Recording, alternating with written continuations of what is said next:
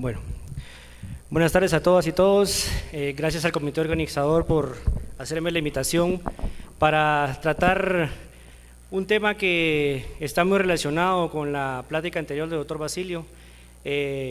Hacía el comentario con el doctor Méndez de que pues probablemente hay algunas cosas que se van a repetir. Voy a tratar la manera de no aburrirlos y ser puntual en las variables y en las situaciones que debemos de tomar en cuenta en el momento de reanimar a un paciente con traumatismo grave. Bueno, como se mencionaba anteriormente, tenemos un paciente con trauma, sangrado, eso va a llevar a choque, por supuesto daño tisular. Y el objetivo nuestro es tratar la manera de que ese paciente tenga la coagulopatía aguda del trauma. Y para eso nos vamos a tener que valer de muchas herramientas que están descritas en la literatura, muy probablemente no están al alcance de nuestro medio, pero debemos de tener conocimiento para poder empezar a solicitarlas y eventualmente usarlas. El objetivo es parar la coagulopatía. ¿Por qué? Porque si no paramos esa coagulopatía, vamos a tener lo que el doctor Basilio ya había mencionado. La triada mortal, acidosis, hipotermia, y se va a perpetuar y se va a hacer un círculo de esa coagulopatía. Entonces, si no paramos ese momento en el cual perdemos a través de la proteína C activada, perdemos toda funcionalidad de los factores de coagulación, vamos a parar en falla orgánica múltiple y probablemente muerte por exsanguinación, aunque sigamos administrando cualquier tipo de fluido al paciente. No nos separamos de la fisiología que el doctor mencionaba y para eso tenemos que manejar tres conceptos. ¿A qué nos referimos con traumatismo? Pues por supuesto al daño físico a la estructura o función del cuerpo que es causada por una energía o agresión que va a exceder la tolerancia del mismo cuerpo, va a exceder su respuesta protectora. Y hablamos de trauma severo cuando tenemos un índice de severidad de trauma por arriba de 16. Entonces, el doctor mencionaba que índices arriba de 25, esos son pacientes extremadamente traumatizados.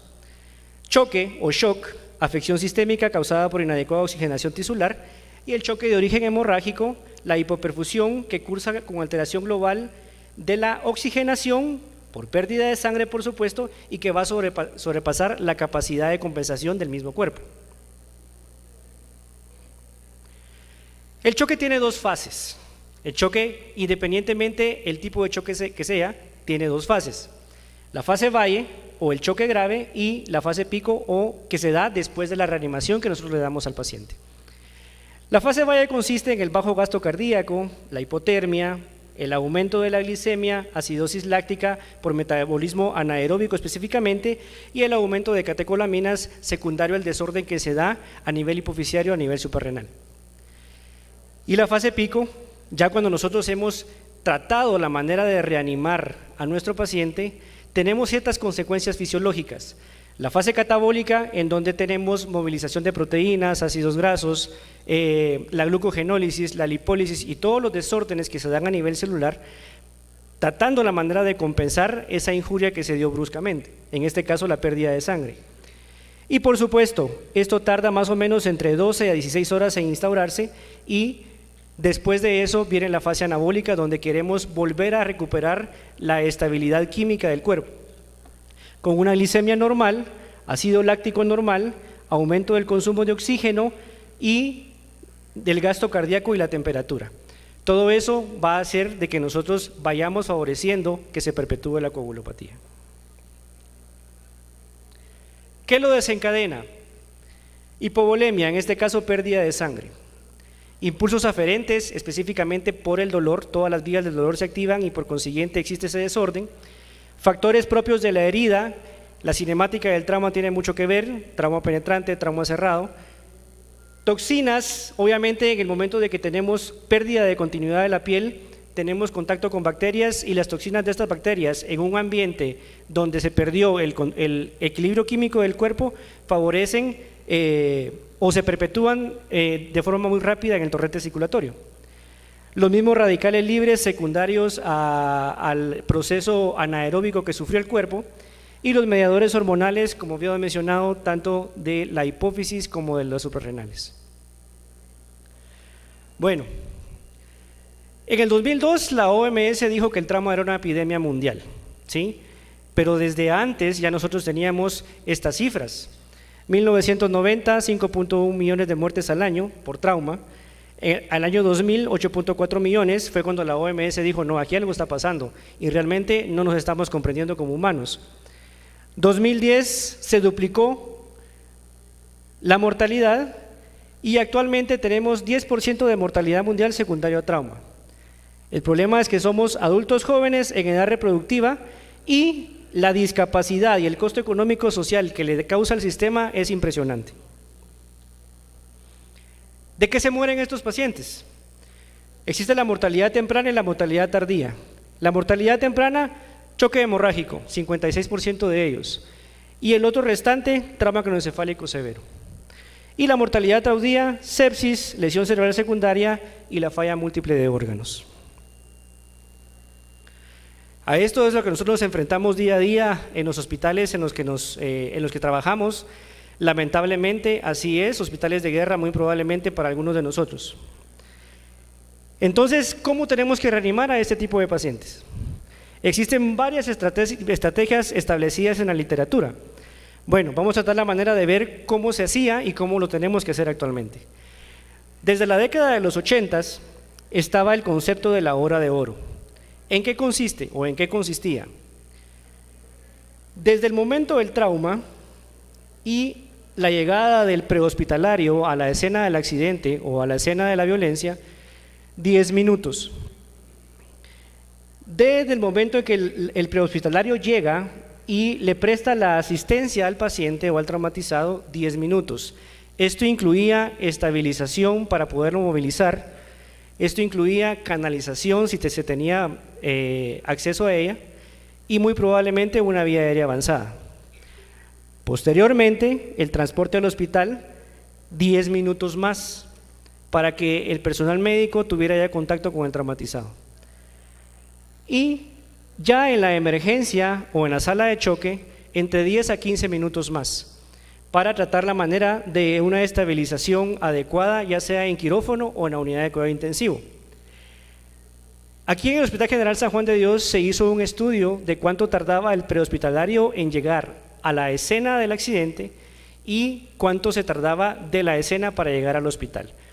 Un total de 27 minutos es lo que tenemos establecido y de alguna manera acortamos esa hora de oro y ya queda en manos nuestras cuánto tiempo más nos vamos a llevar para poder reanimar a este grupo de pacientes.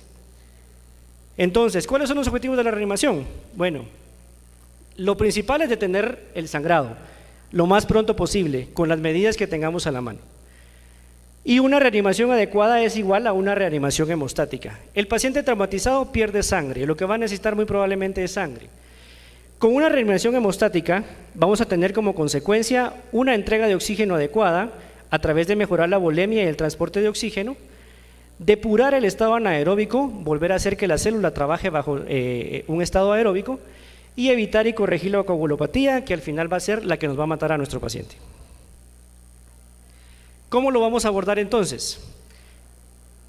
Tres grupos: el prehospitalario, la reanimación a nivel intraoperatorio, muy probablemente, no todos los pacientes traumatizados van a ir a sala de operaciones de forma inmediata, y los cuidados posoperatorios, dentro de quirófano o en la unidad de cuidado intensivo, o como sucede en nuestros hospitales, que la unidad de cuidado intensivo muy probablemente está llena, entonces esa reanimación tiene que continuar en la unidad de cuidados posanestésicos muy probablemente. El prehospitalario tiene mucho que ver. Si nosotros no tenemos una adecuada comunicación con las personas que van a tener el primer contacto con el paciente traumatizado, no vamos a saber cuál fue y cómo utilizaron la reanimación. Ya en sala de operaciones, probablemente el objetivo en un paciente traumatizado grave, no muy probablemente, va a terminar en una cirugía de control de daños para poder pasar a la unidad de cuidado intensivo o para poder pasar a la unidad de cuidados posanestésicos y continuar el protocolo de reanimación. El objetivo de esto es evitar a toda costa la hipoperfusión. ¿Por qué? Porque evitando la hipoperfusión vamos a evitar lo que el doctor Basilio mencionaba en su plática anterior, la triada mortal. Acidosis, hipotermia y coagulopatía, siendo esta la principal responsable de la muerte de estos pacientes. Bueno, acidosis. Desde el punto de vista crítico, medicina crítica, nosotros manejamos un paciente catalogamos un paciente con acidosis, en este caso mixta, metabólica, respiratoria, cuando tiene el pH por debajo de 7.2. Y las consecuencias que tiene la acidosis a nivel de la coagulación son las premisas que vemos acá. Va a reducir las actividades de los factores 7A, 10 y 5, inhibe la generación de trombina, reduce la concentración de fibrinógeno, altera la forma y la función plaquetaria, el recuento plaquetario reducido y la formación del factor 10. En consecuencia, un trombo pésimo si es que se llega a formar. ¿Qué pasa con la hipotermia? Lo mismo. Alteración de la agregación y la adhesión de las plaquetas, secuestro hepatoesplénico a nivel de plaquetas, reducción de la actividad de los factores de coagulación en un 10% por cada grado de temperatura que se va a descender. La hipotermia crítica, como lo mencionaba el doctor Basilio, una temperatura por debajo de 29 grados, ya es un paciente que muy probablemente ya no está con nosotros. Entonces, imagínense con 29 grados de temperatura, qué cantidad de factores de coagulación pudieran estar funcionando si es que los tiene. Alteración de la fibrinolisis y disminución de la producción de tromboxano. Como consecuencia de todo esto, un trombo que no sirve para nada. Bueno, los libros de medicina nos dicen a nosotros que la coagulación se da por dos vías, la vía intrínseca, la vía extrínseca. En trauma actualmente manejamos la coagulación basada en células y tiene tres componentes: la iniciación, la amplificación y la propagación. La iniciación, trauma, liberación de factor tisular. Este factor tisular lo que va a hacer es activar la protrombina y la trombina para que las plaquetas empiecen a formar el coágulo. ¿Sí? Pero ¿qué sucede si ese paciente no está adecuadamente reanimado? Lo que va a suceder es que ese factor tisular se va a perpetuar en el torrente circulatorio y va a activar a la proteína C. Como consecuencia va a haber aumento de la fibrinolisis con una anticulación sistémica importante, mortal. Y estamos acostumbrados a que, para ver realmente cómo se comporta desde el punto de vista de coagulación nuestro paciente, a medir TP y TPT. Lamentablemente se vuelven estáticos y débiles predictores de la tendencia que tiene nuestro paciente a seguir sangrando. ¿Por qué razón? Porque solo van a valorar de 20 a 60 segundos la formación del coágulo. Por esa razón es que desde hace más o menos 10 años se está utilizando la medición del coágulo de otra forma, a través de la tromboelastografía y la tromboelastrometría. ¿Por qué? Porque miden el comienzo de la formación del coágulo y la velocidad a la que se hace el mismo, más la amplitud máxima y la retracción que va a tener. Entonces, son estudios de laboratorio muchísimo más fidedignos para poder determinar si realmente nuestro paciente está coagulando de forma adecuada. Lamentablemente, en nuestro medio todavía no tenemos acceso a la tromboelastografía, mucho menos a la tromboelastrometría. Y bueno, tenemos que definir algunos términos, como por ejemplo, hipotensión permisiva. 7% de los pacientes con trauma van a tener hipotensión. No es la gran mayoría como todos pensamos. ¿Por qué razón? Porque son pacientes jóvenes que inicialmente, cuando son pérdidas hemáticas que no exceden el 30% de la volemia, el cuerpo lo va a compensar de forma adecuada. La presión arterial no es un signo vital determinante en el momento de la atención de un paciente traumatizado en fases iniciales. De este 7%, un tercio va a ser hipotensión no hemorrágica, otro tercio va a ser una persona que va a estar en choque irreversible, muy probablemente no vamos a poder hacer nada por esa persona, y el otro tercio con hemorragia severa, que equivale a un 2 a un 3%. ¿Qué es entonces la hipotensión permisiva? Demorar la administración de fluidos, independientemente de cuáles sean, hasta iniciar la hemostasia quirúrgica. Se aplica este concepto principalmente en pacientes con trauma penetrante. ¿Por qué razón en trauma cerrado se tiene la reserva? Porque el paciente con trauma cerrado no sabemos realmente cuál es la magnitud de las lesiones que pueda tener y se trata de reanimarlo con fluidos para tratar la manera de compensarlo y evitar una exploración a través de estudios. Esta hipotensión permisiva está totalmente proscrita cuando el paciente tiene componente de trauma craneoencefálico asociado o trauma craneoencefálico puro. ¿Por qué? Porque al haber afección, al haber lesión cerebral primaria, secundaria a un trauma, lo que necesitamos es mantener una adecuada presión de perfusión cerebral.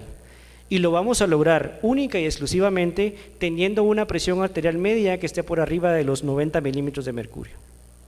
Entonces, trauma craneoencefálico, no se puede aplicar el término hipotensión permisiva. ¿Y qué valores vamos a manejar? Bueno, presión sistólica no más de 70 milímetros de mercurio y una presión arterial media no más de 40 milímetros de mercurio. Asusta. Pero el objetivo es primero parar el sangrado para poder abrir el chorro con todo lo que le podamos administrar al paciente. ¿Sí? ¿Por qué razón? Porque si nosotros no hemos parado el sangrado y empezamos a infundir cantidades de fluidos, independientemente cuáles sean, lo que vamos a hacer es que el trombo que se pudo haber formado, que no es de muy buena calidad, dependiendo de las condiciones de nuestro paciente, lo vamos a liberar y el paciente va a seguir sangrando. Entonces, el objetivo es primero contener la hemorragia para luego administrar fluidos. Pero bueno, como 70 milímetros de mercurio realmente no alcanzan los requerimientos necesarios para perfundir el cuerpo, tenemos predictores de intervención en los cuales ya deberíamos de abandonar el concepto de hipotensión permisiva y reanimar al paciente. Estos son el pulso radial y las variables verbal y motora de la escala de coma de Glasgow. Si tenemos alteración en esas funciones, hay que reanimar al paciente independientemente de si se haya o no parado la hemorragia. Bueno, líquidos. Ojalá los líquidos fueran en esta presentación. Color azul para una cosa, amarillo para otra cosa, rojo y verde para otras cosas. Lamentablemente no es así. Y hasta la fecha no hay estudios en la literatura que vayan a demostrar beneficios en la reanimación con líquidos en el paciente traumatizado, pero la seguimos utilizando como un estándar, lamentablemente, y no es que esté malo. El problema es que el abuso en la administración de líquidos cristaloides tiene ciertas consecuencias. Únicamente hay 3 situaciones descritas en la literatura en la cual los líquidos podrían ser beneficiosos. Cuando el paciente está sangrando entre 25 y 100 ml por minuto, yo creo que ninguno de nosotros podría determinar que un paciente está sangrando entre 25 y 100 ml por minuto. Cuando la velocidad de administración de líquidos es igual a la velocidad del sangrado, ¿a qué velocidad sangra un paciente? No lo podemos determinar. Tal vez la única premisa que es valedera es el tiempo transcurrido entre el trauma y el ingreso al hospital, que sea superior a los 30 minutos. Ahí sí, pues ni modo, no queda de otra porque nos vamos a tratar más, entonces administrémosle cristaloides al paciente. ¿Y por qué se habla, o por qué hablo en este caso, de que los cristaloides no son beneficiosos? Bueno, por estas premisas. Van a empeorar la acidosis y la hipotermia. Van a diluir los factores de coagulación, por consiguiente se va a perpetuar la coagulopatía aguda. Edematizan los tejidos, alteran la microcirculación y la oxigenación, vamos a favorecer el metabolismo anaeróbico, aumenta la incidencia del síndrome de estrés respiratorio del adulto, muy probablemente va a aumentar el tiempo de ventilación mecánica de nuestros pacientes, favorece la aparición de respuesta inflamatoria sistémica y falla orgánica múltiple y son proinflamatorios por sí solos, porque activan la interleucina 1 y la interleucina 6 y por consiguiente vamos a tener una respuesta inflamatoria constante y no vamos a saber por qué nuestro paciente no mejora. Entonces, aunque ATLS sigue recomendando la administración de líquidos, habría que tener ojo crítico en este concepto, porque si no, por una adecuada cirugía, un adecuado control de la hemorragia que tengamos con un paciente, muy probablemente no va a salir secundario a estos factores. El único cristaloide que no tiene ninguno de estos efectos es el isómero L del lactato de Ringer. Lamentablemente todavía no tenemos nosotros en Guatemala, muy probablemente, no sé si lo tendrá en otros países de Centroamérica, pero en Guatemala no existe el isómero L. Entonces, ojo con la administración de cristaloides. ¿Qué pasa? El cristaloide tiene un peso molecular muy bajo, ¿sí? Cuando el factor tisular se activa secundario a una lesión traumática, lo que sucede es que el cristaloide, el endotelio, se vuelve muy permeable. Entonces nosotros administramos 1000 cc de solución salina o 1000 cc de Ringer lactato y a los 30 minutos vamos a tener únicamente en el espacio intravascular 200 cc. Hay 800 cc que se fueron al espacio intersticial. Entonces lo único que vamos a favorecer es el edema. Favorecemos el edema. Este es un endotelio normal, un flujo sanguíneo normal y un intersticio normal. Pero ¿qué pasa en el choque? Hay permeabilidad aumentada, entonces todo lo que pase a nivel intravascular se va a ir al intersticio, vamos a favorecer el edema, vamos a poner más edematizado el vaso sanguíneo y por consiguiente vamos a disminuir el flujo sanguíneo favoreciendo la resistencia. La capacitancia del vaso se vuelve muy disminuida, entonces no vamos a saber por qué razón el paciente no responde. Simple y sencillamente es porque hay mucho edema y mucha permeabilidad capilar. Pero bueno, en trauma hemos empezado a utilizar desde hace más o menos 10 años a la fecha la solución salina hipertónica. Solución salina hipertónica al 3% y al 7.5%, ¿sí? Con una osmolaridad muy alta que eventualmente puede tener efectos deleterios, pero que pueden ser corregibles en el transcurso de la reanimación, ¿sí? Permite una rápida restauración del volumen intravascular con bolus muy pequeños o dosis muy pequeñas. 250 ml de líquido salino hipertónico es igual a infundir 1000 cc de solución salino simple, normal, ¿sí? Va a atenuar el edema y mejorar la microcirculación al ser una carga osmolar tan alta a nivel capilar. Lo que va a favorecer es que va a jalar el líquido intersticial al espacio intravascular y nos va a mejorar el volumen circulante efectivo y por consiguiente va a haber una buena reanimación.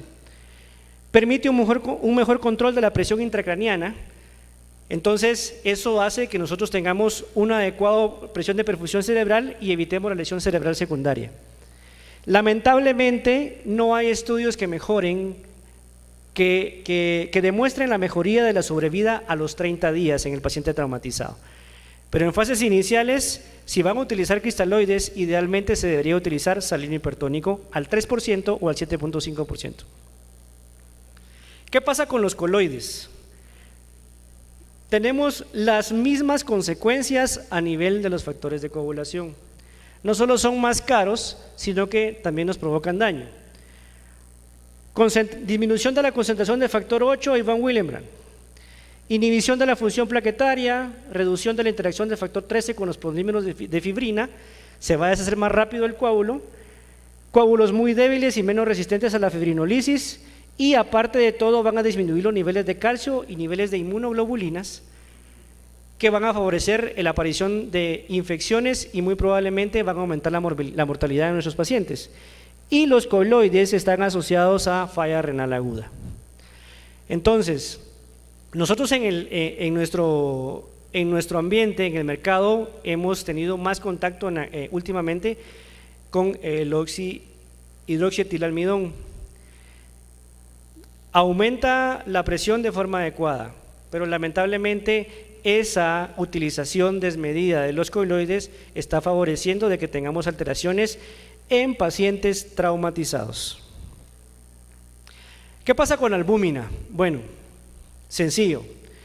Este estudio, publicado en Safety Study Investigation de la New England, 6.997 pacientes, a 3.499 le dieron albúmina y a 3.501 le dieron solución salino normal. ¿Qué pasó? Se murieron 796 a los que se les administró albúmina y se murieron 729 a los que se les administró solución salino. Una P de 0.87. La albúmina no sirve, ¿sí? Pero bueno, el paciente traumatizado pierde sangre, entonces ¿qué le tenemos que dar? Sangre. Idealmente sangre completa fresca, dice alguna literatura. Entiéndase sangre completa fresca de menos de 72 horas de donación, con un cuidado o un control de calidad adecuado. Lamentablemente en nuestros hospitales son pocos los accesos que tenemos a sangre completa fresca, pero sí a transfusiones. Entonces, ¿qué pasa con el corazón cuando se empieza a perder sangre? Trata la manera de preservar su función hasta en estadios avanzados, con pérdidas de volemia hasta más del 70%. Todavía, si es una persona joven, sin ningún antecedente, todavía vamos a tener una reserva cardíaca adecuada y la bomba va a funcionar bien. Con hematocritos entre 15 y 20% ya tenemos acidosis láctica, y con hematocritos por debajo del 10% ya estamos en falla cardíaca. Es aquí, en ese momento, cuando nosotros nos tenemos que valer de los vasopresores y de los inotrópicos para poder reanimar adecuadamente a nuestro paciente. Antes, utilización de vasopresores e inotrópicos es aumentar la morbimortalidad en este grupo. ¿Cuánto puede tolerar el cuerpo de anemia? Estamos hablando de personas jóvenes previamente sanas que se les interrumpe su equilibrio fisiológico y bioquímico en el momento del trauma. Entonces, no está establecido en la literatura.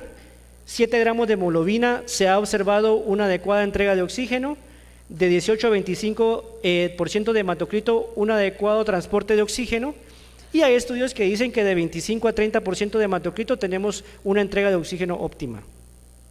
El consenso actual es que nosotros podemos aguantar incluso hasta 7 gramos de hemoglobina. En las guías de la literatura se dice de que 7 gramos de hemoglobina no es indicación de transfusión en un paciente traumatizado, incluso en un paciente con sepsis. Este estudio, McIntyre, hemoglobinas de 8 para poder transfundir, y el liberal, hemoglobinas de 10 para poder transfundir. Igual se murieron los pacientes, 10% de mortalidad con hemoglobinas de 8 y 9% de mortalidad con hemoglobinas de 10.4. Una P no significativa. No todos los pacientes con hemorragia deben tratarse de la misma manera. Esta es una premisa o un enunciado que tenemos que tener en cuenta al momento de querer reanimar con derivados hemáticos, ¿sí? Algunos pacientes van a tener que ser sometidos al protocolo de transfusión masiva. ¿Y qué es la transfusión masiva? Bueno, está definida en la literatura como pérdida de una volemia, o sea, 70 ml por kilo en 24 horas, 10 o más transfusiones de unidades de glóbulos rojos en 24 horas, el reemplazo de más del 50% de la volemia en 3 horas y la pérdida de más de 150 cc hora. Cuando tengamos un paciente así, tiene que ser sometido al protocolo de transfusión masiva. El problema es que 36% de estos traumatizados van a precisar ese protocolo, ¿sí? Pero el 80% de este 36% se va a morir. ¿Y quiénes son los candidatos ideales? Bueno, pacientes que tengan INR arriba de 1.5, presión sistólica menor de 90, hemoglobina menor de 11, temperatura menor de 35, pulso radial débil o ausente, frecuencia cardíaca arriba de 120, trauma penetrante, FAS positivo, exceso de base mayor a -6, pH menor a 7.20 y lactato mayor a 6. En lo que nos podemos medir este tipo de situaciones, muy probablemente no vamos a alcanzar a nuestro paciente.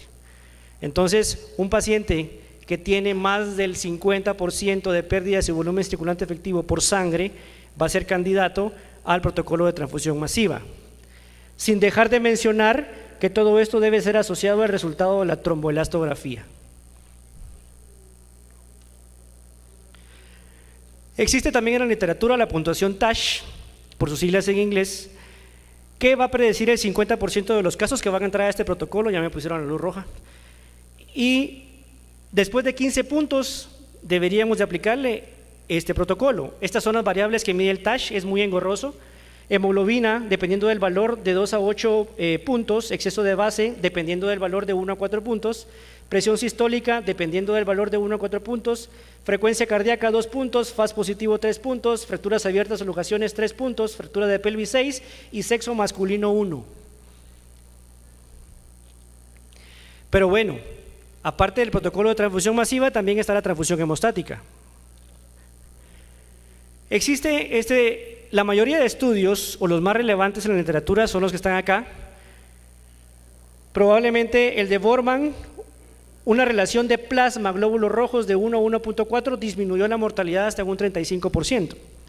El más significativo, el de Duquesne, una relación 1 a 1 plasma glóbulos rojos, bajó la mortalidad del 87 al 26%. Mitra utilizó la relación 1 a 1.5 y 1 a 2.5, pero él calentó el plasma fresco. Calentar el plasma fresco es pérdida importante de tiempo. Entonces, lamentablemente no tenemos acceso todavía al protocolo de la cubeta hemostática en nuestro medio.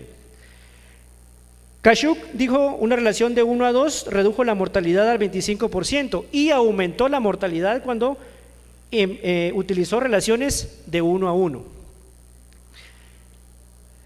El estudio que tiene mayor validez en la literatura es el doctor John Holcomb y el doctor Spinella, donde ellos conjugaron las plaquetas con glóbulos rojos y descendieron la mortalidad hasta un 25%, conjugaron el plasma fresco con glóbulos rojos y descendieron la mortalidad hasta un 35%. Entonces, lo que se acepta en la actualidad, aunque todavía está en discusión, es la relación 1 de glóbulos rojos, 1 de plasma y 1 de plaquetas. Eso va a mejorar la sobrevida de nuestros pacientes. ¿Qué complicaciones tiene entonces la transfusión? Sobrecarga hídrica, ya lo vimos, infecciones, principalmente VIH y hepatitis B, anafilaxia, lesión pulmonar y síndrome de respuesta inflamatoria sistémica. También, para poder animarnos, valemos de los prohemostáticos. El ácido tranexámico es uno de ellos. Es un inhibidor de la plasmina y el plasminógeno. En el estudio CRASH-2 evidenció una disminución del 15% de riesgo de muerte secundaria al sangrado por trauma grave. 20.211 pacientes, estadísticamente significativo. A pesar de eso, en la literatura está recomendado como una 2C y es una infusión de 10 a 15 miligramos por kilo o dosis de carga, y como tiene una vida media corta, vamos a dar una infusión continua de 1 a 5 miligramos por kilo hora, readecuarlo a tasa de filtración glomerular si es factible, y el tiempo de uso va a depender del resultado de la tromboelastografía. No aumenta el riesgo de fenómenos trombóticos, está totalmente contraindicado en coagulación intravascular diseminada y es ideal para administrar en la primera hora de ocurrida la hemorragia. Poco el acceso, probablemente por el precio. El otro es el factor 7 activador recombinante. En la literatura no hay dosis óptimas para la obtención del mismo, pero van desde 60 hasta 400 microgramos por kilo. Los estudios más significativos, BOFAR, una hora después de empezar la reanimación, 200, 100 y 100 microgramos, disminuyó la mortalidad en trauma cerrado. Cusonet encontró disminución de la mortalidad en el empleo temprano, incluso antes de la administración de glóbulos rojos, aunque no es estadísticamente significativo. Y Patel encontró mejoría en la calidad de vida con dosis de 90 microgramos por kilo y una disminución de lesión pulmonar hasta el 25% con la utilización del factor 7. Caemos nuevamente con el doctor Holcomb y Spinella. Ellos lo han utilizado y han encontrado reducción significativa de las unidades de hemocomponentes empleados. Vamos a disminuir el consumo de sangre y ellos encontraron también menor mortalidad por hemorragia en pacientes que fueron sometidos a transfusión masiva, pero no es estadísticamente significativo. ¿Ya voy? Ok. Bueno, el monitoreo de respuesta, déficit de base y lactato son los principales, y un déficit de base medido adecuadamente nos va a ser más predictivo en la sobrevida en comparación con el pH e incluso el lactato. El rol del intensivista es básicamente tratar la manera de dilucidar lo que sucedió desde que se produjo la lesión, evitar afección del sistema nervioso, hígado, riñón, pulmones y corazón. Y con eso probablemente vamos a favorecer la sobrevida de estos pacientes. Bueno, en conclusiones, el choque hipovolémico de origen traumático tiene una incidencia elevada con repercusiones graves sobre la población, especialmente en jóvenes. El tratamiento de este tipo requiere un abordaje multidisciplinario, no lo podemos hacer solos, con el objetivo de disminuir la morbimortalidad. No se ha demostrado que ningún fluido sea superior a otro en el trauma, aunque queda claro que si nos pasamos probablemente vamos a tener efectos deleterios en la fisiología. El uso temprano de los hemoderivados con una relación cercana al 1:1:1 podría mejorar la sobrevida. El uso precoz de fármacos prohemostáticos también van a tener un efecto benéfico, aunque a largo plazo no van a mejorar la sobrevida, y debemos de abogar porque nosotros tengamos acceso a los protocolos que se manejan en la literatura. Muchísimas gracias por su atención. Por fortuna tenemos acceso al internet, entonces si estamos perdidos podemos consultar.